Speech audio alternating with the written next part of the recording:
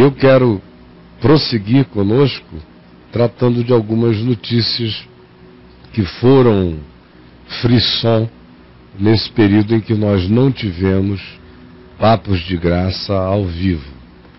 E, na sua opinião, Braulio, nessa nossa ausência, sim, quais foram os temas que você viu que geraram mais... Dois temas. Mais confusão na internet, por exemplo. Dois temas que geraram, que eu acho que dá para destacar, é a entrevista do Silas na Marília Gabriela e a renúncia do Bento 16. Já tem pergunta sobre a renúncia aqui. Eu também não teria a menor dúvida de dizer que no plano nacional, na perspectiva daqueles que assistem ao Papo de Graça, esses foram os dois temas mais relevantes. Para muitas outras pessoas no Brasil, a entrevista do Silas não teve nenhuma relevância, nem sabem quem é ou o que é. Com certeza. Estão em outra, e muito menos no mundo. E para o Papa Bento XVI, a renúncia dele, até para os mais alienados da Terra, gera um porquê, sem a menor dúvida disso. Sim, sim. Então eu quero, nessa sequência, tratar desses assuntos nessa nossa esquina do mundo, Judá. Judá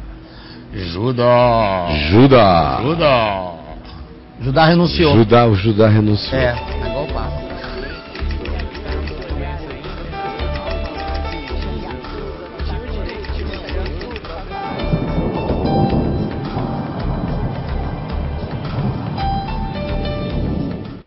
Bom, primeiro foi a entrevista do Silas Malafaia. Vou pedir para a moçada rodar um pedacinho. Não estou interessado em fragmentá-la, comentá-la, nem nada disso. Só uma palavra para não passar em branco. Mostra. Obrigada pela entrevista. Deus te abençoe. Meu desejo é que esse Deus que eu creio se revele cada vez mais a você. Que o meu, que eu não sei se é o mesmo seu, te perdoe. Aí ele me perdoa, porque eu sou pecador. Bom, terminou a coisa toda com a palavra da graça na boca da Marília, depois de um derrame de asneiras, infelizmente, no pior espírito possível, fazendo defesa do indefensável, com uma atitude completamente beligerante, por mais que ele tentasse contê-la, evocando o Velho Testamento como padrão de comportamento humano, invocando a PL 122 como se fosse uma Bíblia sagrada dos religiosos, e de fato qualquer outro texto que fique de acordo com o desejo religioso vira uma coisa sagrada, e defendendo a teologia da prosperidade, defendendo o fato de que pastores necessariamente precisam ser materialmente muito bem tratados, e dizendo que ele todavia está numa categoria superior, que em relação aos demais pastores, os ganhos dele são tipo de um Cristiano Ronaldo, de um Messi, mas a categoria em geral ganha pouco mesmo, deveria ganhar melhor, mas ele não tem culpa de ter virado Cristiano Ronaldo na perspectiva ministerial. Fez muita acusação para todo lado, uma dificuldade enorme de pedir o que a Marília pediu a ele que falasse, que era sobre amor. Fale, use a sua boca, repita comigo: eu os amo. Eles sabem. Uma dificuldade muito grande.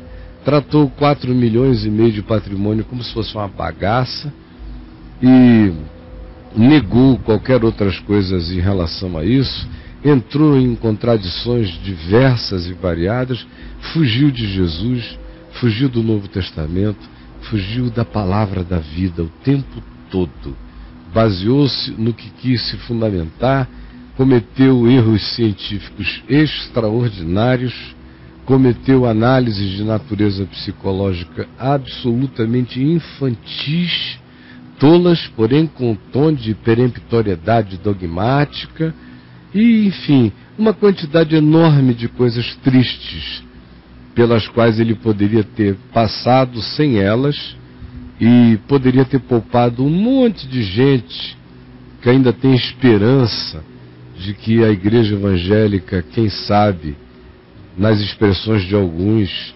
sérios aqui, ali, que querem ainda botar o pescoço de fora e respirar um ar de saúde, pudesse passar sem mais esse vexame público.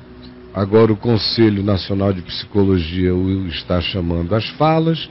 Apareceu um neurocirurgião, um especialista em neurociência, em biologia e neurociência, que desmontou com pouquinhas palavras as tolices científicas que ele pretendeu assim as dizer, e o Evangelho terminou desse modo, na boca da Marília Gabriela. Agora, por que eu estou dizendo isso? Já comentei no dia que eu vi, foi no dia seguinte, eu estava chegando no Kibbutz Agoshirimo, depois de um dia inteiro de encontros, de falas com o grupo. Enfim, quando eu cheguei lá no Agoshirimo, que eu abri a internet, eu vi e escrevi assim de maneira rápida, até atabalhoada. Eu tinha um outro compromisso a seguir, estava numa correria, e expressei aquilo que eu e a Adriana sentimos assistindo juntos, que foi um sentimento de ira de zelo de Deus, aquela coisa de dizer: meu Deus, até quando que o teu nome vai ser assim usado, abusado, blasfemado, manipulado desse jeito? Que negócio mais nojento e mentiroso. Agora, tem gente que fica achando que eu tenho no meu coração uma amargura em relação ao Silas Malafaia. Não tenho. Eu tenho compaixão. Eu tenho grande e profunda tristeza. Eu oro por ele, pedindo a Deus que o ilumine. Ele sabe a verdade. Ela só deixou de lhe ser conveniente.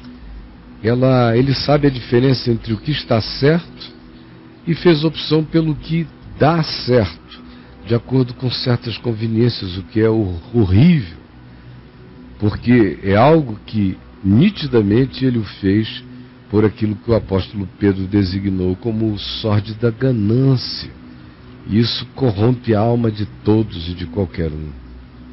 Isso me dói ao coração, me dói porque tem uma quantidade enorme de irmãozinhos que vão tendo essa doença anti-evangelho reforçada no coração, esse engano inculcado cada vez mais profundamente.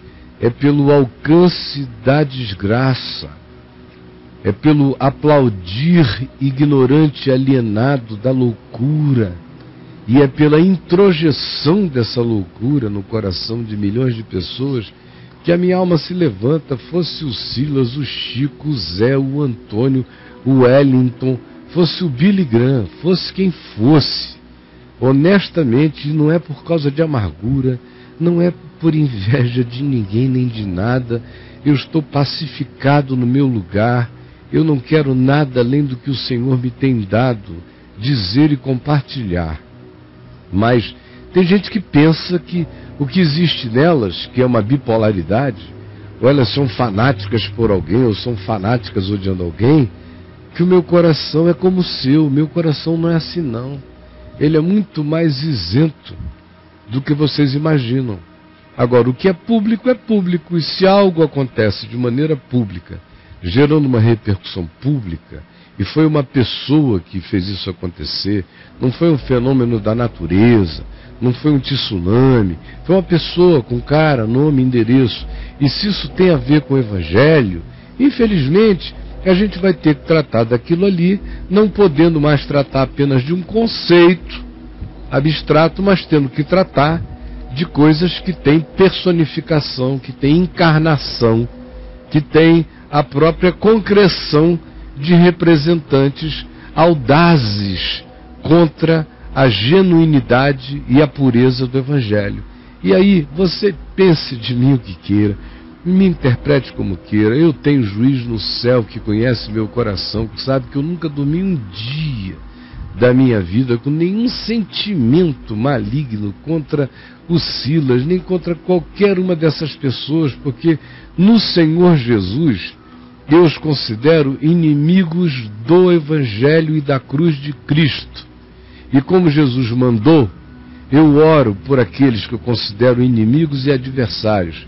Não sou inimigo deles, mas os considero inimigos do Evangelho e da cruz, porque deturpam de maneira essencial, e não periférica, mas essencial, o Evangelho de Jesus e o Espírito da graça. Aí, meu querido, eu sinto muito pela sua imaturidade, pela sua religiosidade, mas ainda que eu fique sozinho, eu levantarei a minha boca. Eu nunca fui de outro modo, ninguém me domesticará. Eu sei com paz no Espírito Santo o que eu estou fazendo, a quem eu estou servindo e a quem eu devo prestar contas naquele dia. E é por causa dessa consciência que eu digo o que digo, que eu falo o que falo, que advirto o que advirto, e não é de hoje. São décadas e décadas atrás de mim. Se você chegou agora e não está sabendo do que aconteceu em quase 40 anos anterior, atualize-se. Agora, eu não vou negociar a minha liberdade em Cristo para dizer própria e pertinentemente coisas que digam respeito a violações, a deturpações ao espírito do Evangelho que se tornem realidades percebidas por todos. Não vou dizer no interior da casa o que tem que ser gritado do eirado, em nome de Jesus, e cada um saiba disso a meu respeito para sempre.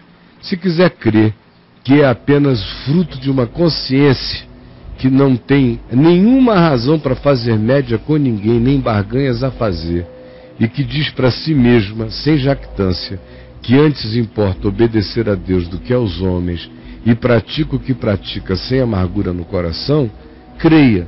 Se não puder crer, o Senhor um dia vai esclarecer você, porque o seu dia de luz, eu tenho certeza, em Cristo Jesus, vai chegar. A segunda coisa é sobre a renúncia do Papa Bento XVI.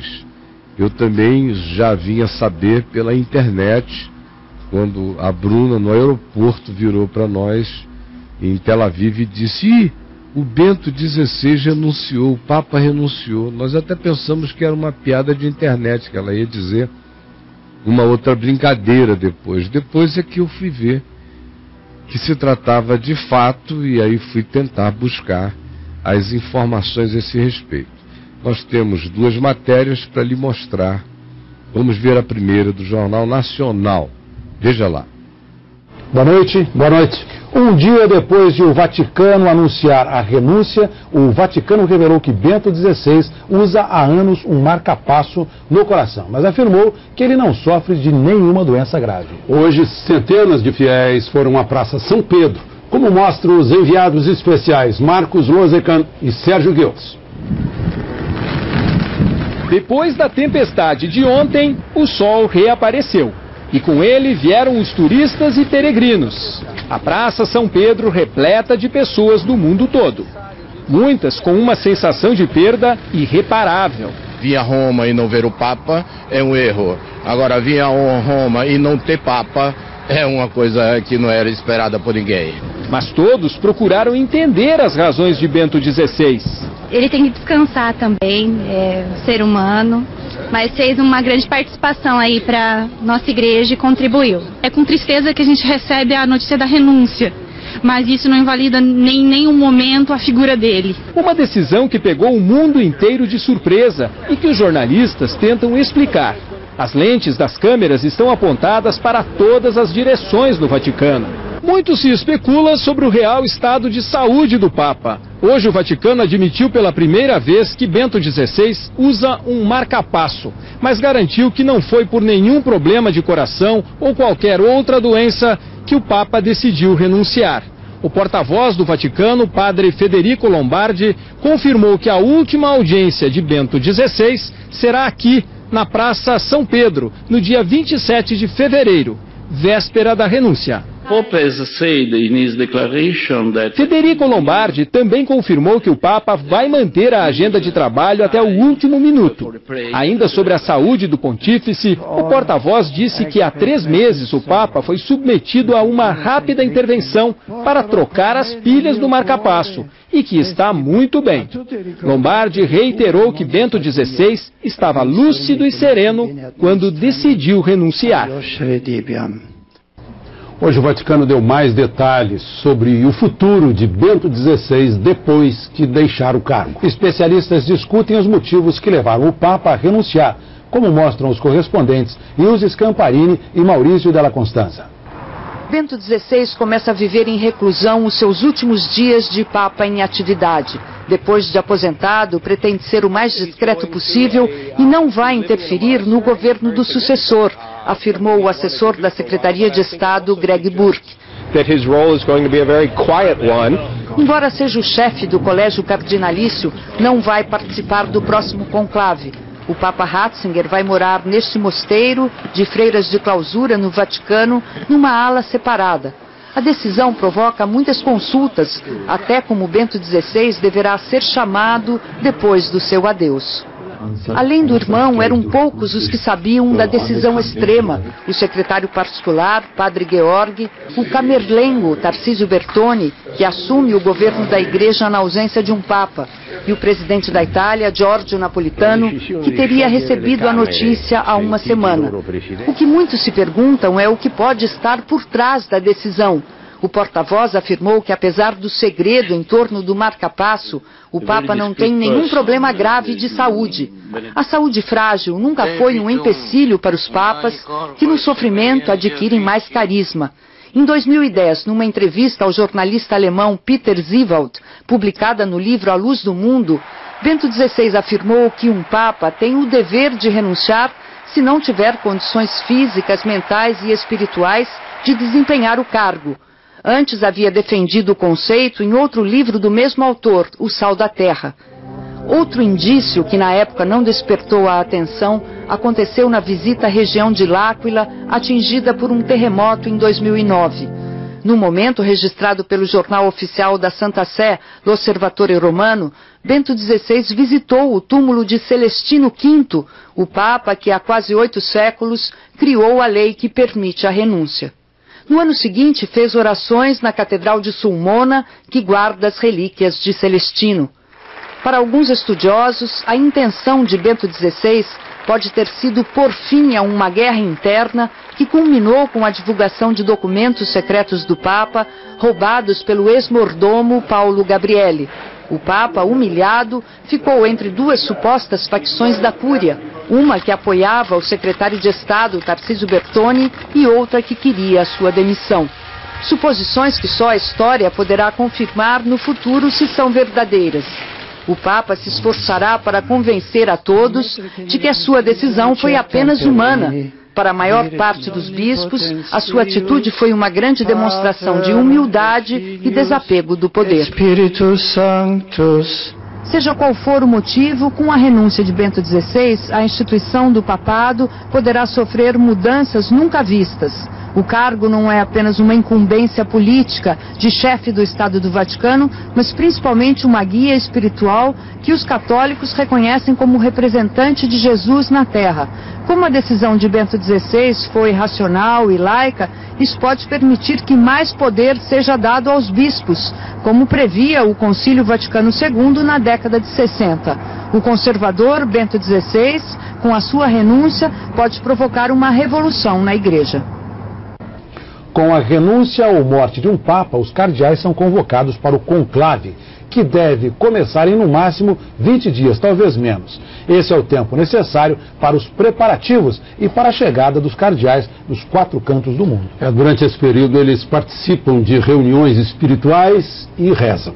O repórter Ednei Silvestre mostra os detalhes da escolha de um novo Papa. Dos 209 cardeais, 118 hoje podem votar, porque têm menos de 80 anos. O conclave é realizado na Capela Sistina. Quem olha da Praça de São Pedro, ela fica à direita da Basílica. No momento da escolha, só quem vota fica lá dentro e trancado. Daí o nome conclave, com chave. Cada um escreve em uma cédula o nome de quem escolheu. Os cardeais não podem votar em si próprios e precisam mudar a letra para manter o sigilo do voto. A urna de bronze onde os votos são depositados fica diante de um altar. O futuro Papa precisa receber 2/3 dos votos. As cédulas são queimadas.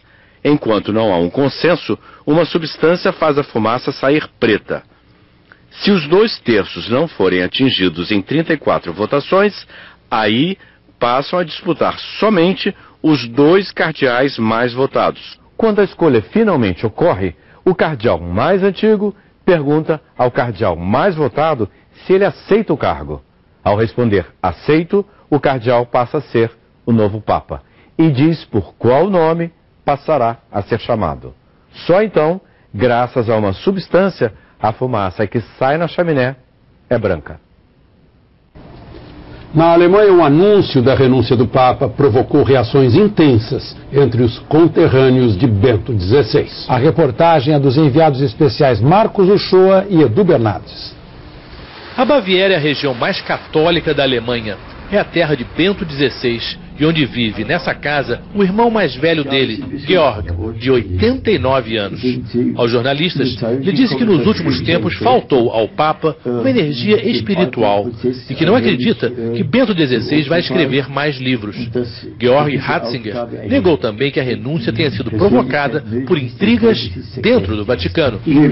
Georg tentava explicar algo que muitos na Alemanha estão tendo dificuldade para entender. Os jornais hoje oscilavam entre o apoio e a crítica. O Papa está cansado, dizia um, usando um termo mais negativo. Já outro falava em nós éramos Papa, o que remete a uma manchete famosa do Bild. O Bild é o jornal mais popular da Alemanha e, aliás, o de maior tiragem de toda a Europa. Quando o cardeal Josef Ratzinger foi eleito Papa, ele veio com a manchete nós somos Papa. Hoje é bem diferente. É nós somos humanos, sem forças, e a imagem de Bento XVI indo embora. Mas a notícia deixa para muitos alemães uma sensação de terem perdido uma referência. Nas ruas a repercussão é intensa. Este jovem diz que se Bento XVI se sentiu fraco, renunciar é normal, mas desejou que o próximo Papa seja mais progressista. A freira falou que não ter mais forças na idade dele é natural e que todos desejam o melhor para o Papa. A renúncia de um Papa por si só já é um fato inusitado. Afinal, a última tinha acontecido há quase 600 anos. Mas para os alemães a surpresa foi ainda maior, porque eles conheciam bem Josef Ratzinger. Bento XVI, antes de ser Papa e também depois, sempre foi ortodoxo, conservador, avesso a qualquer mudança ou novidade nas tradições e dogmas da Igreja. E por isso os alemães se perguntaram, renunciar? Logo ele? O governo brasileiro se passo, dificuldade de locomoção. Os problemas apresentados por Bento XVI não são incomuns na idade dele, 85 anos. A saúde de Bento XVI foi motivo de especulações desde sua eleição em 2005. Hoje o Vaticano confirmou. O Papa usa marca-passo, que teve a bateria trocada há 3 meses, numa pequena cirurgia.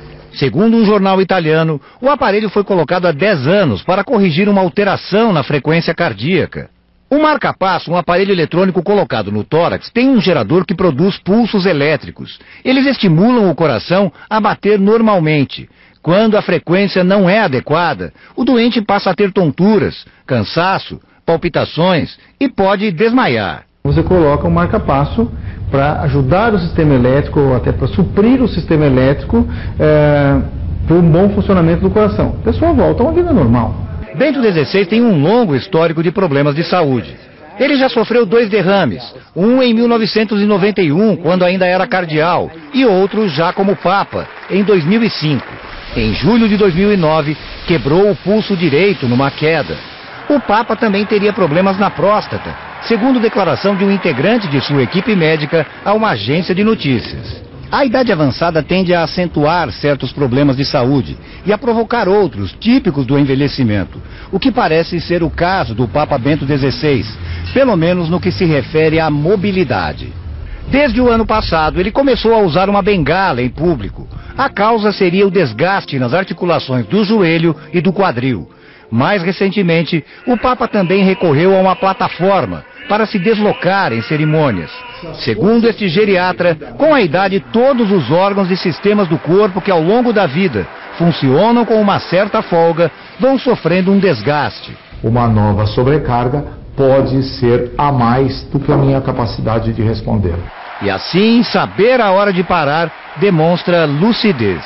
Acho que foi uma atitude muito consciente de quem conseguiu se autoavaliar, de quem conseguiu prever o que ele tem ainda pela frente em termos de demandas e conseguiu perceber que é chegado a hora de encerrar este sobrecarga de uma maneira natural.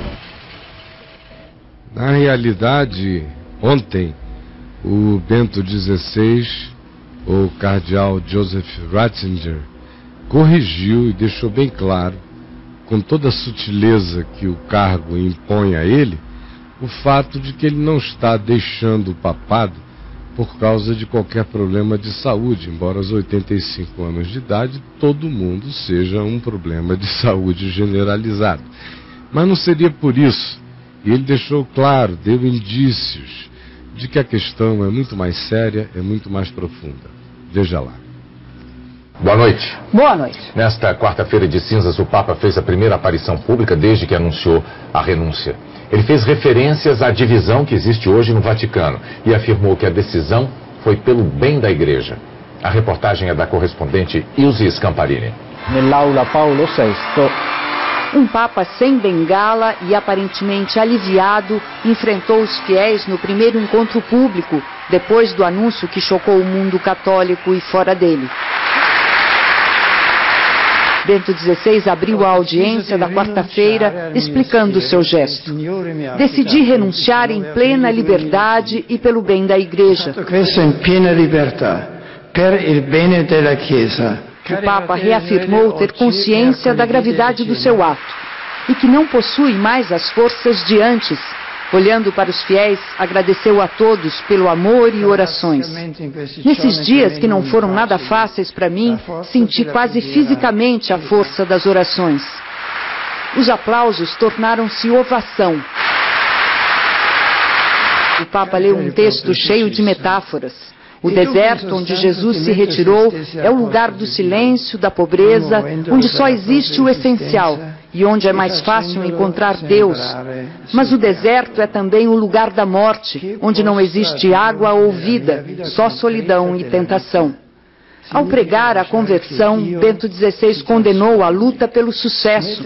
Alguns teólogos enxergaram como uma referência ao carreirismo e às guerras de poder na cúpula da Igreja.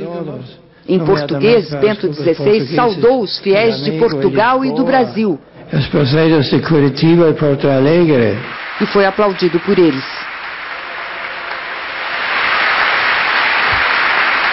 Mais tarde, na Basílica de São Pedro, na missa da quarta-feira de cinzas, o Papa voltou a falar que o verdadeiro discípulo não serve a si mesmo. Nesta que foi a última cerimônia dele como Papa, com o Colégio de Cardeais, Bento XVI foi mais claro na sua mensagem ao afirmar que divisões deturpam a Igreja e que as rivalidades devem ser superadas, e que Jesus denunciou a hipocrisia religiosa. O secretário de Estado, o cardeal Tarcísio Bertoni, fez um discurso emocionado sobre a coragem de Bento XVI. A expressão do Papa continha uma certa amargura. Servire la Chiesa nella fé. No fim da cerimônia, o que se viu e ouviu foi um longo, interminável aplauso. Agora faltam poucos compromissos antes da despedida final. Bento XVI vai se reunir com bispos, vai receber algumas autoridades, fará 2 aparições da janela do Palácio Apostólico.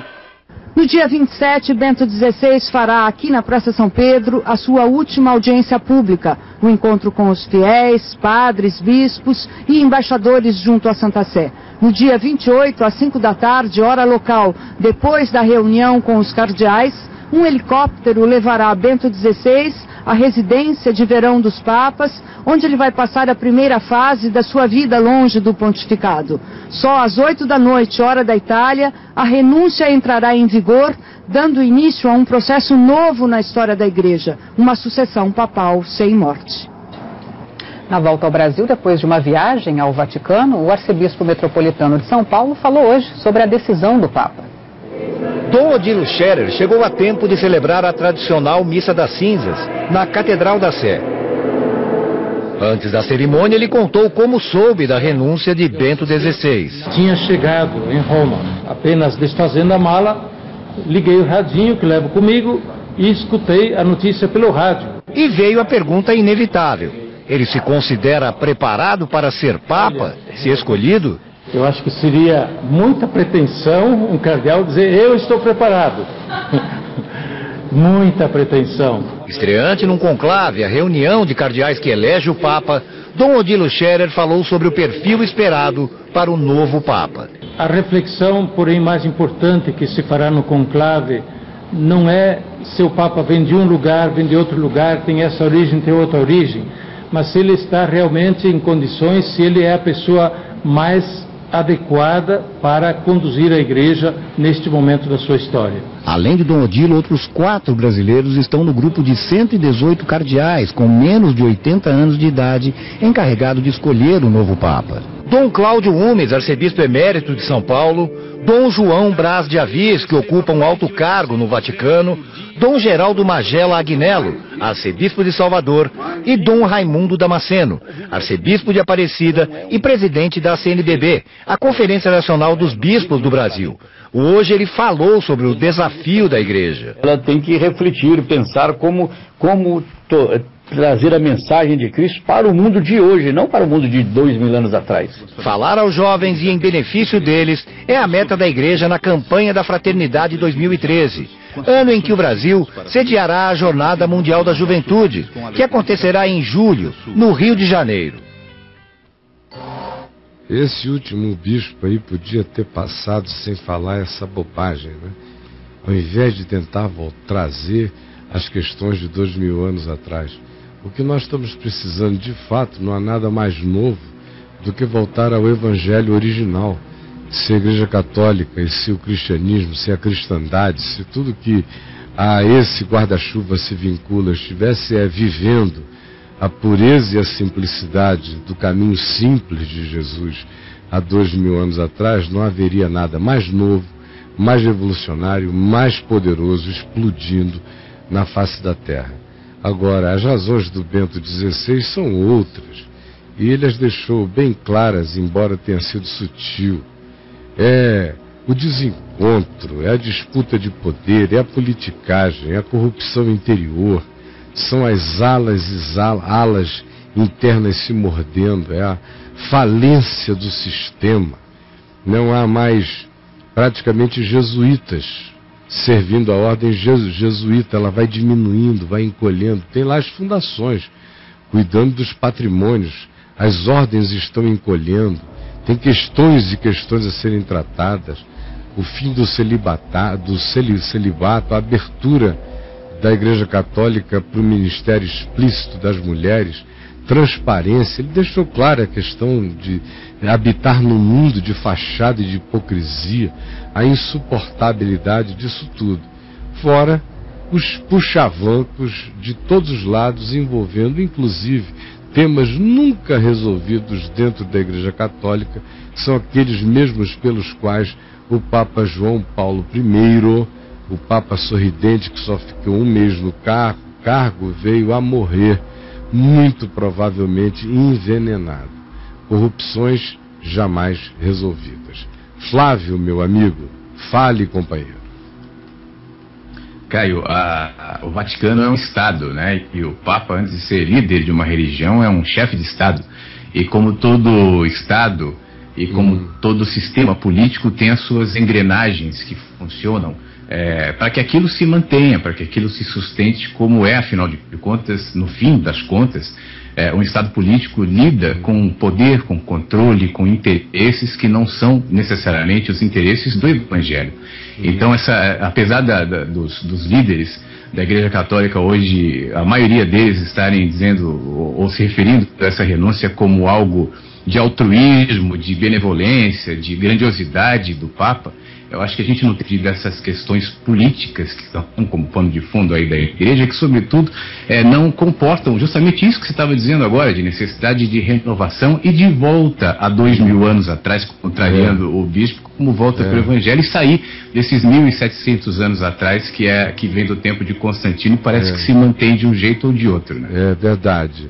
Agora, você sabe que esse assunto de renúncia papal, qualquer coisa relacionada ao Papa, faz parte, gera imediatamente, faz eclodir com uma veemência enorme esse Vesúvio do inconsciente coletivo evangélico no que diz respeito a ter no Papa a maior arquetipia da expressão do anticristo, da besta.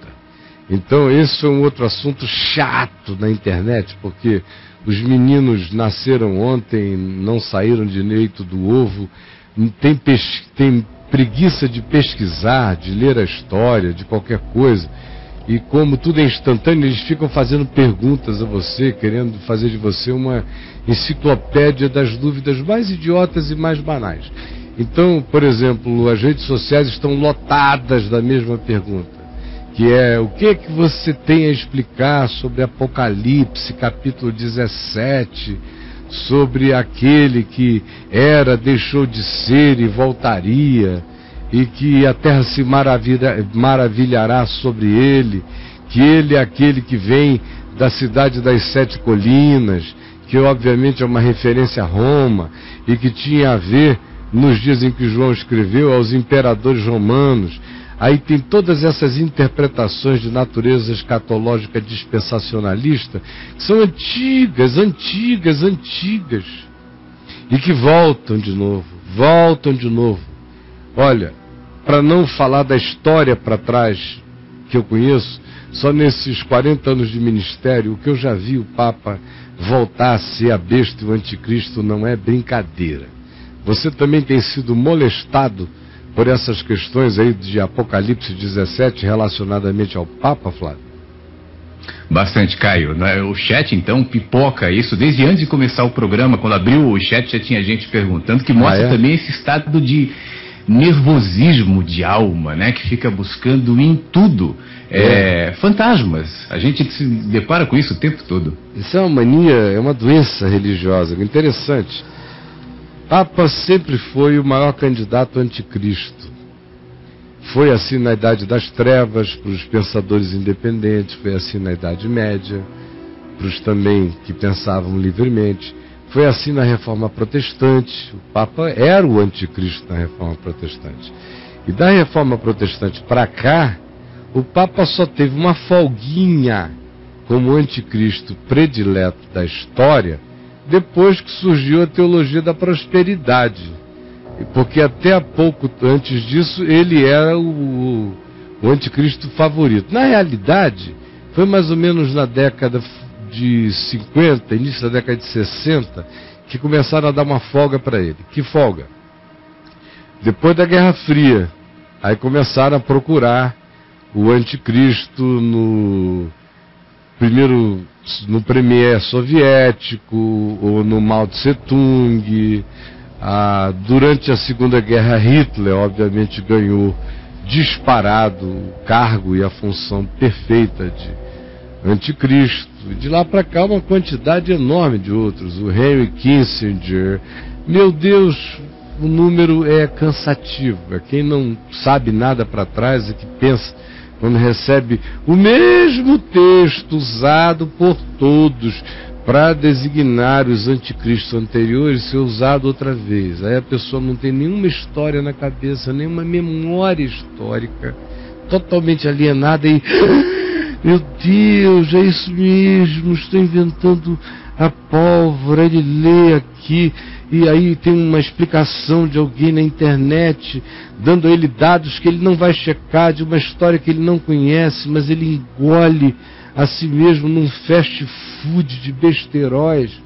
O cara vai e lê isso aqui, Apocalipse 17:5, por exemplo. Na sua fronte achava-se escrito um nome, mistério, Babilônia, a grande, a mãe das meretrizes e das abominações da terra. Então vi a mulher embriagada com o sangue dos santos e com o sangue das testemunhas de Jesus, e quando a vi, admirei-me com grande espanto. O anjo, porém, me disse: por que te admiraste? Dir-te-ei o mistério da mulher e da besta, que tem as 7 cabeças e os 10 chifres, e que leva a mulher. A besta que viste era e não é, está para emergir do abismo, e caminha para a destruição. E aqueles que habitam sobre a terra, cujos nomes não foram escritos no livro da vida desde antes da fundação do mundo, se admirarão, vendo a besta que era e não é, mas aparecerá. Aqui está o sentido, que tem sabedoria. As 7 cabeças são 7 montes de Roma, nos quais a mulher está assentada. São estes também 7 reis, dos quais caíram 5, um existe e o outro ainda não chegou, e quando chegar tem de durar pouco, aí seria o Bento XVI. E a besta, que era e não é, também é ele, esse que tem que durar pouco, o 8º rei, e que procede dos 7, e caminha para a destruição. Aí pronto. Pegam isto, aplicam imediatamente ao Bento XVI, e o cara vira anticristo no meio evangélico do dia para a noite.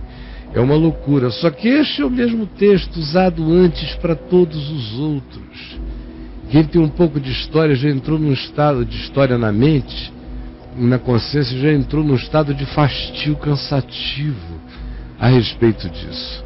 Meus queridos, não sou secretário da Santíssima Trindade, mas em nome do bom senso, da sabedoria, do conhecimento da história e de uma humildade histórica diante do excesso das precipitações e das burrices sem tamanho, eu vos apelo, por favor, deixem o Bento XVI virar Joseph Ratzinger, um cara que chegou dentro do Vaticano, olhou para aquilo que ele já conhecia a partir de uma outra perspectiva, não da centralidade do poder, e quando começaram a eclodir todas as aberturas, as manilhas de esgoto dentro da sala dele, ele, conquanto tem esse nome Ratzinger, não tinha estômago de rato de Singer, e disse: eu não aguento isso,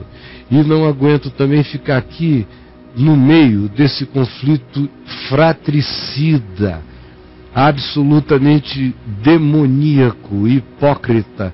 Deixa eu tentar sair daqui enquanto é possível, enquanto não sou trucidado, até porque eu não tenho força para lutar contra essa máfia. Ou a gente se entrega a ela ou é devorada por ela, porque a hipocrisia deles não tem tamanho. E de que adianta o homem ganhar o papado inteiro e perder a sua alma? Deixa eu sair daqui antes que eu morra curvado de culpa como os meus antecessores. E outros aspectos mais do conflito interior de um homem que provavelmente, e pela graça de Deus, possa estar tendo a sua chance de reencontro humano, a sua chance de salvação. Se for isso, grande graça seja sobre ele. Se não for, que os motivos equivocados deem lugar a essa consciência, porque somente isto trará todo o bem do mundo à existência pessoal deste indivíduo. O mais, meus queridos, é uma declaração óbvia. A Igreja Católica é morta, como toda instituição, não tem vida, ela é morta. Ela existe por aquilo que os humanos emprestam a ela no significado e no desejo de fazê-la manter-se viva. Mas nenhuma instituição tem vida de si mesma. Ela só existe se eu der a ela cara, rosto, energia, fisionomia, figura, papel, significado, importância. Então, o Vaticano não é nada. O Ratzinger vale muito mais do que ele. Minha esperança é que essa renúncia tenha sido motivada pelas causas mais horrendas, tenha todavia sido, no final, o resultado de alguém que preferiu preservar a sua alma do que fazer um conluio com uma máfia religiosa que se mantém no poder, ainda que assistindo o movimento religioso morrer, mas quer se manter no poder a qualquer custo e a qualquer preço. Hoje a maior dificuldade da Igreja Católica é fazer reposição de padres. Faltam padres. Faltará cada vez mais. Há pessoas que gostariam de se envolver com a Igreja Católica, mas querem casar. Tem gente que está cansada de viver na hipocrisia, de pular a cerca, se dizendo celibatário e tendo relacionamentos fora, até filhos fora. Há uma quantidade enorme de repressão à figura da mulher. Quem mantém a Igreja Católica até hoje são as mulheres. Não fossem as mulheres, elas já teriam perecido. Uma Igreja Católica de homens não dá um passo para lugar nenhum. A prova disso é que os seminários masculinos estão vazios, mas os lugares, os monastérios femininos ainda têm um fluxo e um refluxo mais intenso. E são essas e milhões de outras situações que caracterizam o cemitério católico romano, que muito certamente levaram o Bento XVI a tentar sair dessa, pelo menos como um cristão, como um alemão, com uma alma carregando ainda dentro de si.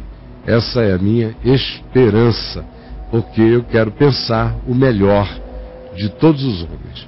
Na década de 80, para quem acompanhou e se informou bem durante a década de 80, quando João Paulo I morreu, o Vaticano estava tomado por toda sorte de corrupção, que ia do Banco do Vaticano, Banco Ambrosiano, imobiliárias enormes na Europa, grandes homens de negócio, Opus Dei, assassinatos, banditismo, lavagem de dinheiro, e aquilo não foi resolvido. João Paulo II deu um jeito de acalmar as coisas e, de lá para cá, tudo só ficou mais enfraquecido do ponto de vista ético, do ponto de vista do fervor, mais complexificado do ponto de vista dos escândalos e do desânimo que se provocou na alma religiosa católica no mundo inteiro.